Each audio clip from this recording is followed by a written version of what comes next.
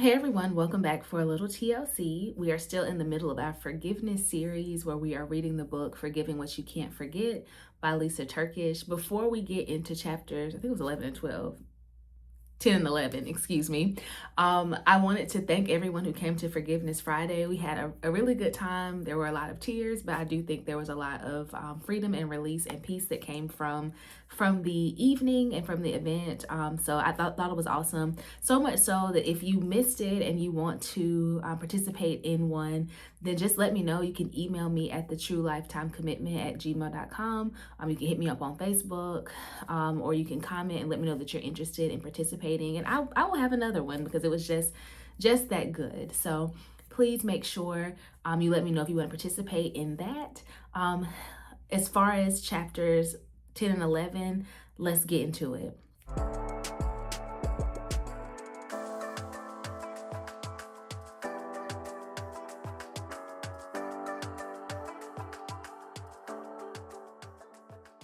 So chapters 10 and 11, I think that they were both very closely related as far as substance is concerned, at least to me anyway. They both seem to get at this idea of thinking that God is good or God is doing his job if he is doing everything that we expect him to, or if we are basically never experiencing any kind of trauma or turmoil.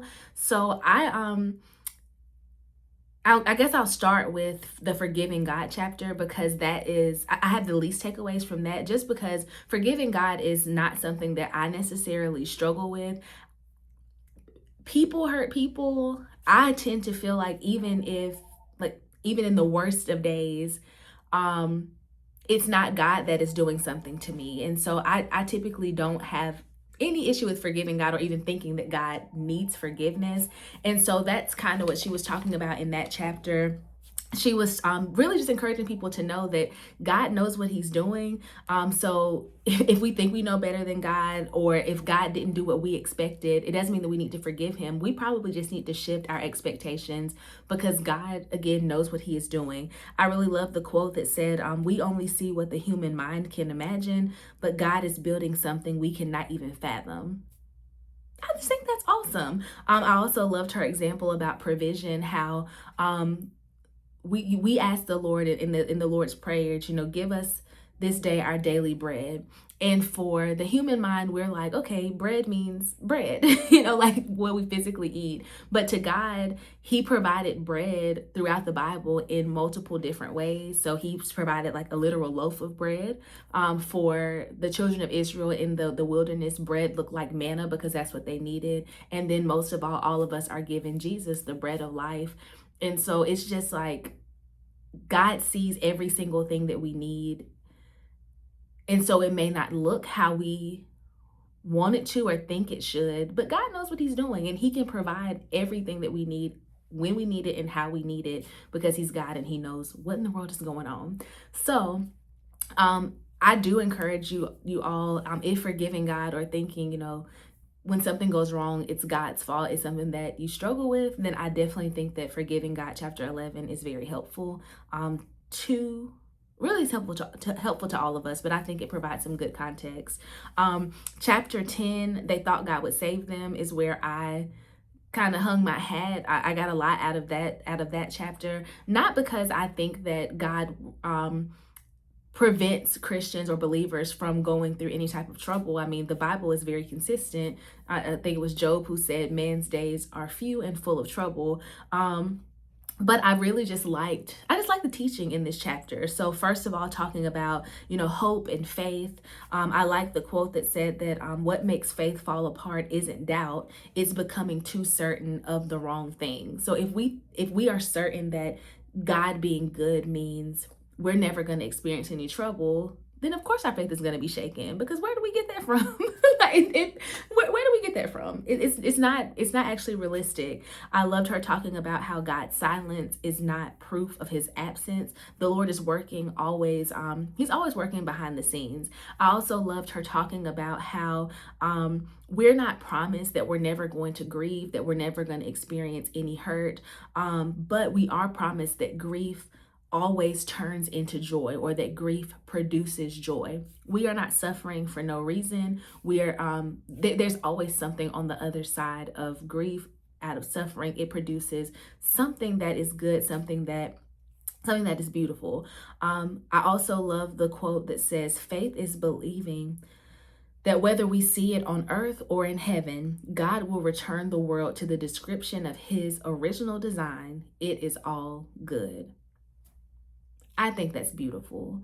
Even if things don't look exactly how we think they should, we can trust that God works all things together for the good of those who love him and are called according to his purpose. So whether we see it now, whether we see it on the other side of heaven, God is restoring, God is returning things back to his original design, which is to be good, very good, I would even say. Um, I remember, I can't remember how old I was at the time. I was not ordained to preach. I wasn't called to preach at the time, but I remember praying with um a, a, a woman who she was I won't say she was upset at God, but she was definitely grieving because she had prayed that her mother be healed from a particular disease, and her mother was not healed in the way that she desired. Or her mother did go on to heaven, and she was a believer, so we believe that she is in heaven. And so I was just, kind of telling her, like,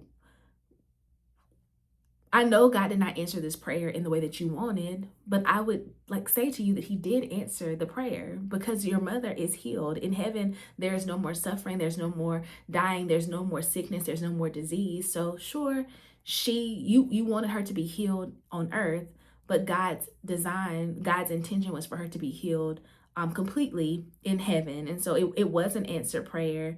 And I think that it goes exactly to what that quote indicates, that whether we see it or not, whether we see it here or in heaven, God is returning things to good. Um, I also loved the author making us think about how, like, what if we are asking for is actually not good? Like I said, we don't know everything. We don't see everything the way that God does. So, like, what if what we are asking for is actually like harmful, or not good, and we just can't see it because we're operating out of our human mindset. I remember praying that my nanner be healed. Or I remember my actual prayer, which was I did pray that she be healed, but I actually wanted my nana to be alive to meet her first grandchild, is what I actually prayed for. Or another thing that I prayed for. And like in hindsight, that would have been great. I think my nana would have loved her little grandbaby. But I don't think I would have actually wanted that if she would have continued in the same physical health state that she was in up until, my baby was born. And so I try to think about that. Like, what if what I'm asking for is actually not good? I would rather her go ahead and be completely healthy in heaven than to spend additional months suffering because I want her, but really for selfish reasons. So it's really just this reminder that, one, God does not promise that we're never going to suffer, that we're never going to have any pain, but our pain does have purpose, and we can trust and believe that God is working all things together for our good. So, I mean, I know that the chapter is called "They Thought God Would Save Them," but God does save us ultimately. Like, in the grand scheme of things, He does save us, just not from all types of trouble, because I mean we're in a fallen world. So those are my main takeaways from these two chapters, chapters 10 and 11. I do want you all to go ahead and read chapters 12 and 13 for next week. Please make sure you comment your key takeaways from these two chapters. Let me know if you want to participate in a Forgiveness Friday.